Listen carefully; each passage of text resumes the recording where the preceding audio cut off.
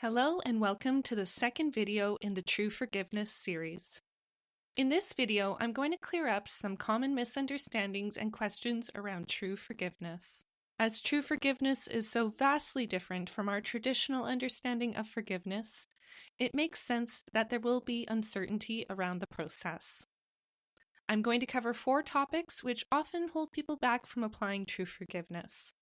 I'm certain there are many more questions and hang-ups people will have about using the process, but these 4 stand out as being the most common which I come across.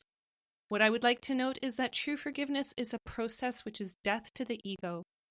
In this regard, the ego is going to obviously have an issue with true forgiveness and will put up resistance to your application of it. I encourage you to do your best not to get stuck in analysis or doubt, and open yourself up to the literal strength of God which is within you. Remember that when it comes to the ego, there is nothing to be afraid of. The term ego is really just a name for the idea you think you are separate from God. There is no negative presence looming over you or out to get you. All of your fear is really just a demonstration of your mind's power being mistakenly used for the ego's purposes. So if you are experiencing ego resistance, I encourage you to remember this quote from chapter 7 of the text of A Course in Miracles, which states, "Do not be afraid of the ego. It depends on your mind. And as you made it by believing in it, so can you dispel it by withdrawing belief in it." Your application of true forgiveness will help the ego be undone in your mind. And as it is undone, you will come to recognize the ego has been nothing but a mistaken investment. The first common hang-up I hear around true forgiveness is that if you apply true forgiveness to a challenge you're having with someone else, then you are letting that person off the hook. Now, there are a few things to address with this issue. Firstly, in A Course in Miracles, we are taught that true forgiveness is based upon the fact that this world is an illusion. And so we are forgiving because what we are seeing isn't our reality. What you think the person has done has not actually been done in reality. It was an experience in a dream, and so you let it go because it was just a dream. When we apply true forgiveness around a challenge we're having with someone else, we are not letting that person off the hook per se. We are actually acknowledging in our own minds that what we are seeing this person do or say is not the truth as God created it. So we're not arguing with the illusion. We're rising above it. Now, this doesn't mean that you roll over and take abuse. All it means is that once you ensure you are physically, mentally, and emotionally safe from any abuse and are feeling genuinely ready to move on from the painful memories, that you can begin welcoming a new and spiritual perspective. A vital part of forgiving our challenges with others, no matter how they present, is that fear-based behavior, like abuse or arguing or any type of mistreatment, is really a call for love. Eventually, we will all come to see that all fear is really a call for love, and people simply don't know how to ask for that love. And so they project out their angst. We don't need to personalize another person's angst. It is not ours. True forgiveness is the extension of love in this world because it is a world of illusions. So your true forgiveness is the only sane response to a call for love. It is the genuine answer because true forgiveness is an extension of love. When it comes to challenging relationships, I feel it's important to be normal and make sure you take care of yourself first. When you are ready to see things differently and with spirit, you will know. And true forgiveness can be your next step. Remember that this world is a classroom, and you are allowed to feel your emotions and process them. And as you do, you will get to a place when you are ready to heal from the past. I would also like to point out that holding guilt and punishment over someone else also keeps you trapped in those ideas. So again, we're rising above the battleground of the ego to a more peaceful place in our minds, and we can do so when we feel genuinely ready to do so. The second common hang-up I hear is really a two sides of the same coin kind of situation. People will think their issue is too complex and extreme for true forgiveness to work, and others will not apply true forgiveness to the seeming smaller challenges as they think those smaller challenges just aren't worth the effort. First, let's revisit what true forgiveness does. It heals the unconscious ego content which is beneath your fearful perception and fearful experiences of your challenges. As I shared in the first video, beneath all of your challenges, no matter how they present, is the mistaken belief that you think you separated from God. Remember that in A Course in Miracles, thinking you are separate from God is your one problem. So if you think your challenge is too extreme for you to experience healing around, remember that beneath that apparent extremeness is just an idea, a mistaken idea, that you think you left God. No more, no less. In A Course in Miracles, we are taught that there is no difference between a cold or cancer. Both are sickness, and sickness comes from the unconscious belief you think you separated from God. Now, according to A Course in Miracles, whether you experience a sickness or not is something written into your script. A script which was projected out eons ago, the moment you took the tiny mad idea you separated from God seriously. What you want to recognize is that it's how you are experiencing that sickness or any other challenge, which really shows you if you are doing things with the ego. If there is fear in any form, you are perceiving your challenge through the ego's eyes. Remember what we are also taught in the Course, that healing is really the release from fear. It is always your fearful perception of things, which is why you are bothered. So if you are experiencing a high amount of fear around a challenge, then the challenge itself is obviously one of your bigger trials this time around. And this means your true forgiveness work is required. And you never know what beauty can come from your true forgiveness work. As I like to say, let yourself be surprised. Don't get caught up thinking something is too extreme for you to experience healing around. Remember that I've healed from a supposedly incurable disease using true forgiveness, so you never really know what's possible. It's just up to you to do the true forgiveness work, no matter how seemingly big or small a challenge appears to be. If you find yourself reacting fearfully, whether it's a full-blown panic attack, all the way to a slight irritation, true forgiveness is necessary, because if you are reacting, you are taking the ego seriously, and that is always what needs to be corrected. I would like to remind you of the first miracle principle in A Course in Miracles, which states, "There is no order of difficulty in miracles. One is not harder or bigger than another. They are all the same. All expressions of love are maximal." The ego uses the mask of complexity, where problems look bigger or smaller than others, in an effort to hide the real issue behind each of your challenges, which is thinking that you left God. So don't get deceived into thinking something is too big for true forgiveness to handle, or too small to be worth forgiving your reaction to. As is taught in the Course, if you are not perfectly at peace, then that's a red flag you're thinking with the ego. The next common question I get around true forgiveness is, how can a mental process like true forgiveness heal a physical issue? And this is an excellent question. I want to begin by addressing this fact. At no point, anywhere in A Course in Miracles, does it say that you are a body. You are never addressed as a body. You are addressed as being mind or spirit.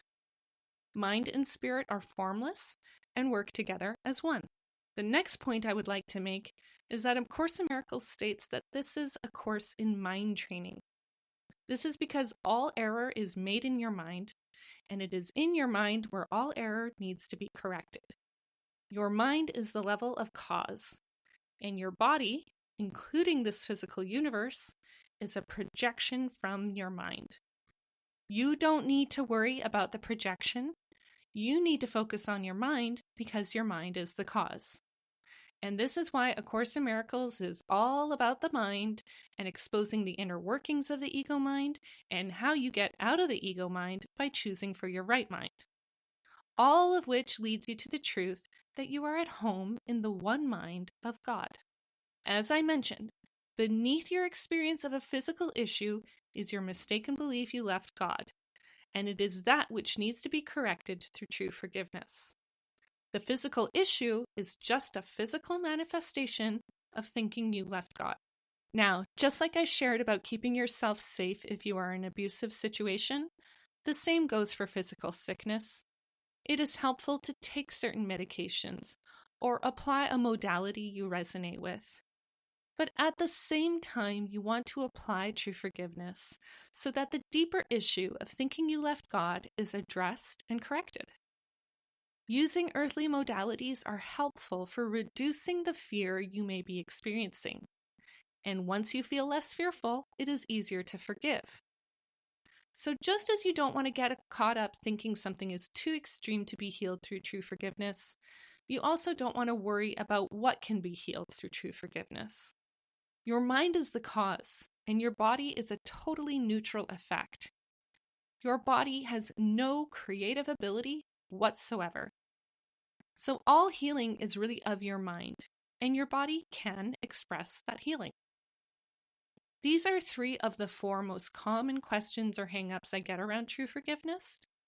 Next, I will be addressing one other issue which prevents people from applying true forgiveness, and that issue is called spiritual bypassing.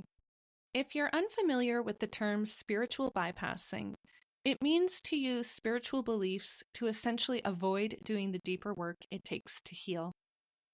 This form of avoidance can show up in the realm of A Course in Miracles, with people saying things like, the ego isn't real and only God is, so I don't have to do anything.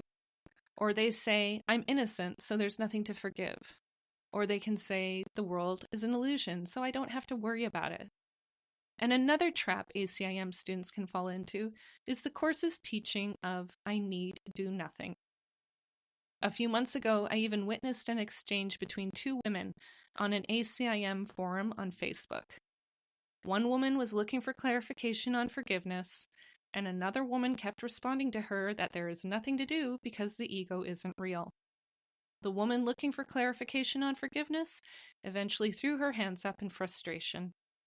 Now, although it is true that the ego isn't real and God is our only reality, the key is this: you don't currently know that. You're believing in something else. You believe you are a body with problems, and while you have some belief in the idea you are a body with problems, you have forgiveness work to do. Here's the clincher for those who are tempted to spiritually bypass and not do their forgiveness work. If you find yourself reacting negatively in any way to anything, you've got some ego content in your mind which needs to heal. Someone who is spiritually bypassing is avoiding the great opportunities the classroom which this world is provides.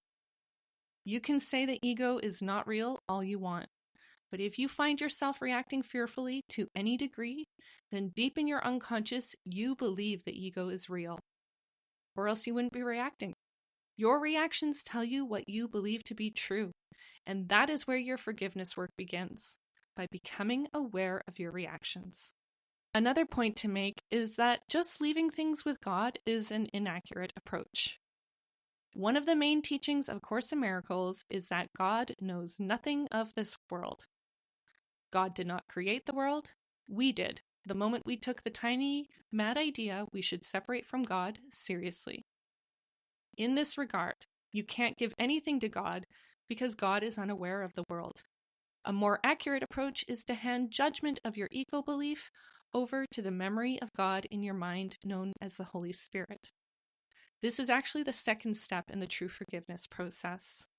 The Holy Spirit's role is clearly outlined in the Course and includes the Holy Spirit being the liaison between this world and the reality of God. We are taught that the Holy Spirit sees our illusions without believing in them. The Holy Spirit also knows of the reality of God and gently brings us back to the reality of God as we apply true forgiveness. So those who hand things over to God, or they say, let go and let God, are not getting the full picture of what this world is and what their and what the Holy Spirit's role is in healing. The fact of the matter is that your purpose in this world is to forgive. If you didn't have a role in this work, then there wouldn't be a need for A Course in Miracles. It is through your forgiveness work that you wake up to your reality. If you choose to ignore your forgiveness work by just saying the ego isn't real and leaving things with God, you will be stuck in the dream. You have an essential role in true forgiveness because you are the decision maker. You choose whether you go the ego's route or the Holy Spirit's. You are also the one who chose to believe in the separation and maintain the ego's thought system. And now it is up to you to let your mind be trained to think otherwise and in alignment with the Holy Spirit. In short, you have work to do so that your deep unconscious belief in the ego becomes undone. It is perfectly normal to have questions as you embark upon the ACIM path and begin to use true forgiveness. You just don't want to get stuck in the questioning. Don't let it stagnate you or delay you. It is your application of true forgiveness that will let you know it works. As I shared earlier, let yourself be surprised. You have no idea of what healing and peace stands on the other side of your true forgiveness work. There is a miracle principle I would like to share with you, which I hope helps to open your mind to the healing possibilities available to you. Miracle principle number 45 states, "A miracle is never lost. It may touch many people you have not even met and produce undreamed of changes in situations of which you are not even aware. So through your ego mind, you can only see so much, whereas the Holy Spirit sees all things, past, present, and to come. Do your forgiveness work and let the Holy Spirit be in charge." In the next video, I will be going through the true forgiveness process for you, so you have a firm understanding of when to forgive and how to do so. I will also be sharing how to recognize your mind is healing as you use true forgiveness. I want to thank you for watching this video and have a beautiful rest of your day.